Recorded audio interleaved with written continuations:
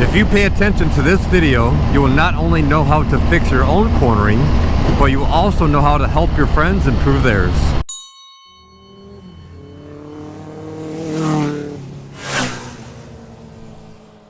These are the 5 steps to improve your cornering, and these will work at any speed for any corner. Number 1, move your eyes quicker. I want you to always look on your intended path to travel. Imagine there's a yellow line on the ground exactly where you want your tires to go, and that is where I want you to be looking. So you're looking on your intended path to travel, and as you're looking up ahead, you're also scanning back every second or so to look where you are and then look to where you want to be going. So your eyes are doing this. You see what I mean? 95% of the time they're up looking through the corner on your intended path to travel where you want to be going.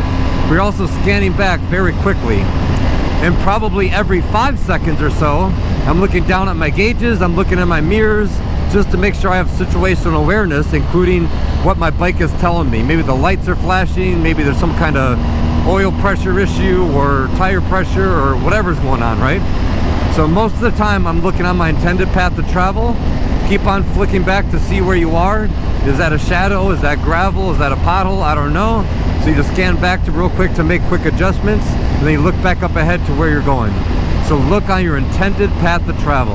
And keep in mind, the faster you go, the faster you have to do this. And the opposite is true as well. The slower I go, here I'll slow down a whole bunch. If I'm riding at a really slow pace, this still works. I still want to look at my intended path to travel, but now I have more time to think about what I want to do. This is how riders get themselves in trouble very quickly when they go to too big and powerful and fast of a bike. They're used to riding a slower bike, so their eyes are getting used to riding at a slower pace. Once you get a faster bike and learn how to go faster, you have to learn how to use your eyes faster as well. Like right now, I can look up ahead, my intended path to travel, look in the mirrors, everything is the same, but I have a lot of time to think about what I want to do just in case there's something I'm not ready for. The faster you're going, the faster your brain has to think, the faster your eyes have to move. So keep that in mind. Number 2, I want you to start on the outside of a corner. So there's no downfall to starting on the outside at all. How close you get to the inside depends on a bunch of variables. The number 1 variable is if there's any gravel or blind corners, or if there's oncoming traffic, then obviously you want to stay towards the middle-ish and call that the inside. But you also want to end on the outside as well in order to kind of make a straight line through the corners as much as possible. So start on the outside, kind of go towards the middle, and then back out to the outside. You're trying to straight line it as much as you can. Here we go. Start on the outside, wait, go through the corner. There's no oncoming traffic, so I could get close to the yellow, and then kind of end up back on the outside as I accelerate out of the corner. So the best line possible through a corner is outside, inside, outside. The only thing that really changes is the inside, and that means how close you actually get to the inside. The inside may just be towards the middle-ish of the lane if there's a bunch of oncoming traffic.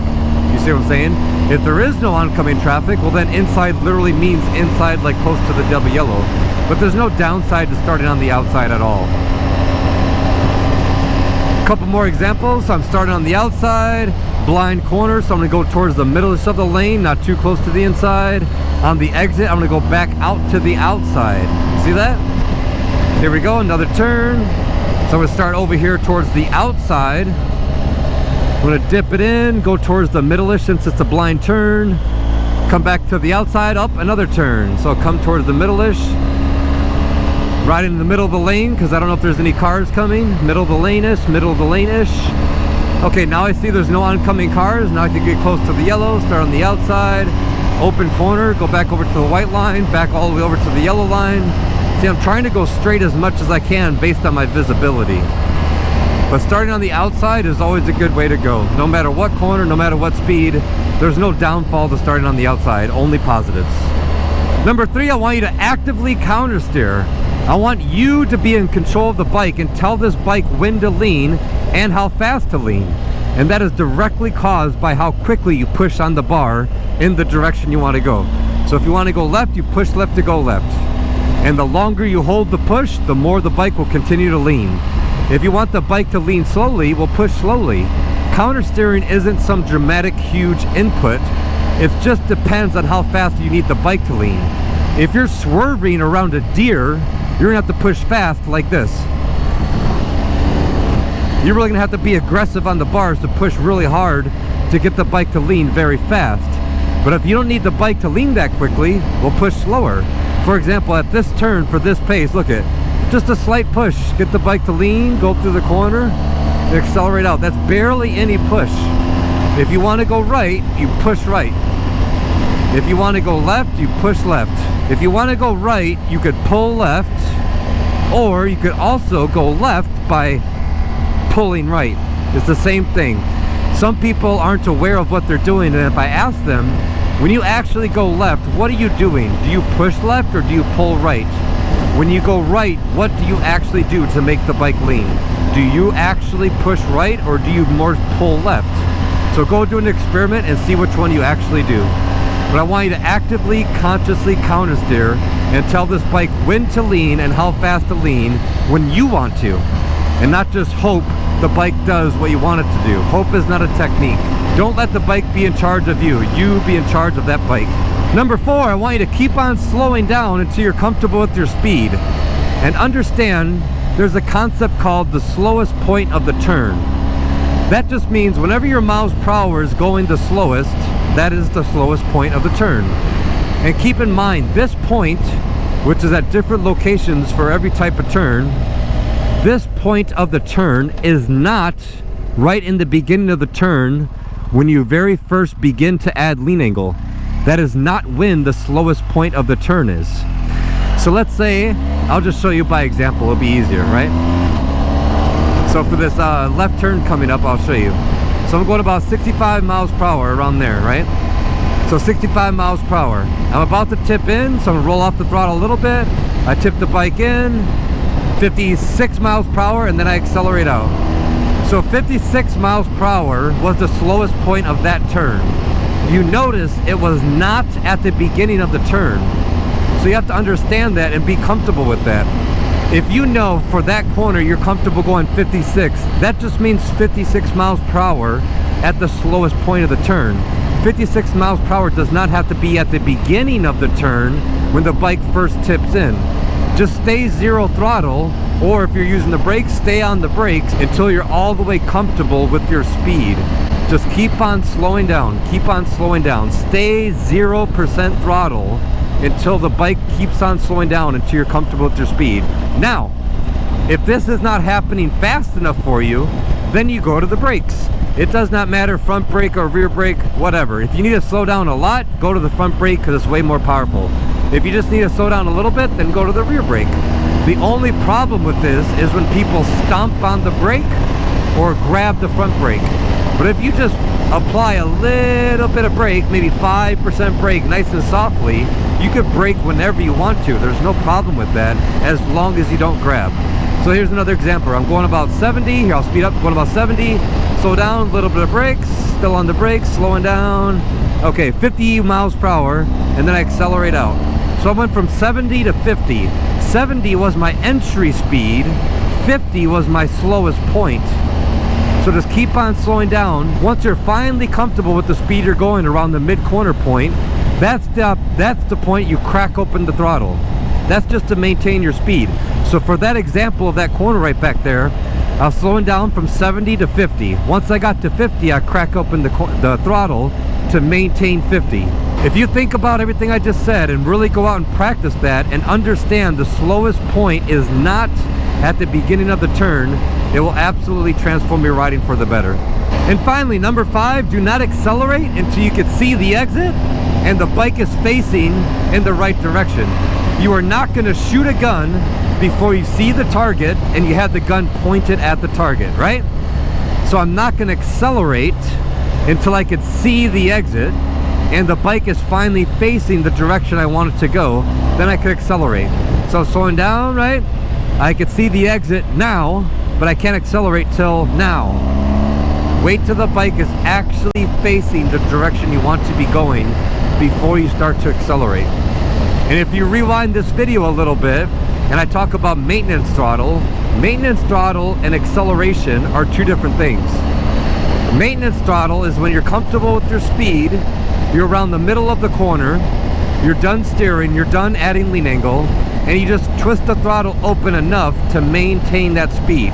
You're not actively twisting the throttle anymore, you're maintaining. That is obviously, which is why it's called maintenance throttle or neutral throttle. You're just waiting. And if this is a big turn, like a big huge 180-degree turn like this, you're gonna be sitting there crack open the throttle for a long time. You're just gonna be waiting and waiting and waiting, and that's perfectly fine. Once the bike is finally pointed where you want it to go, now you can start to accelerate. And at the same time that happens, it's also the same moment when you begin to take away lean angle of the bike.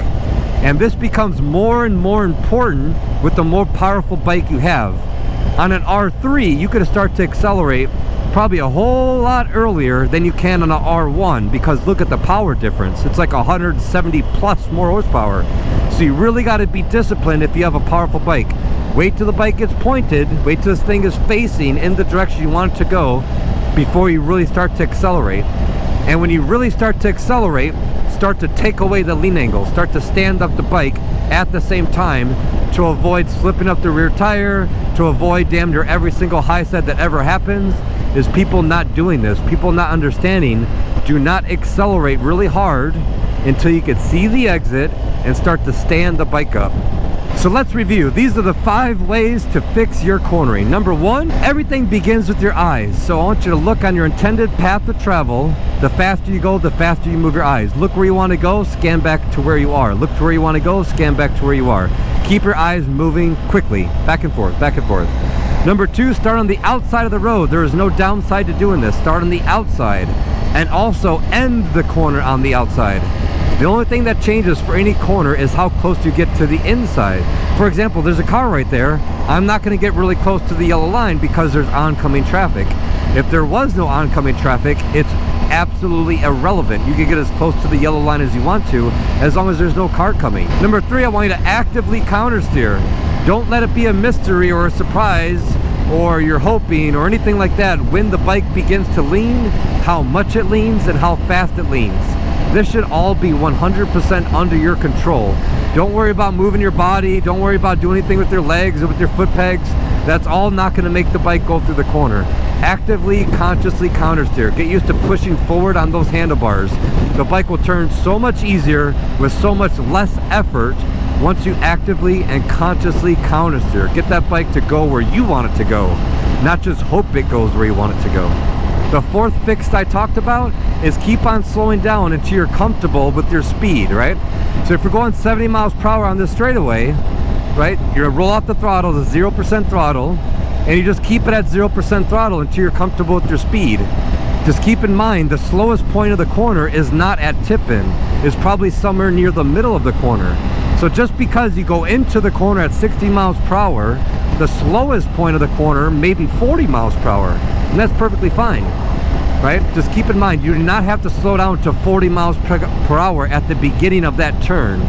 40 miles per hour is the slowest point of the turn. It is not the tip-in speed. It is not the speed you need to be going when the bike begins to lean at the very beginning of the turn. And finally, number 5, do not accelerate your motorcycle until you can, number 1, see the exit, and number 2, the bike is facing, it is pointing in the direction you want the bike to go. Thanks for watching, hit subscribe, and talk to you guys later.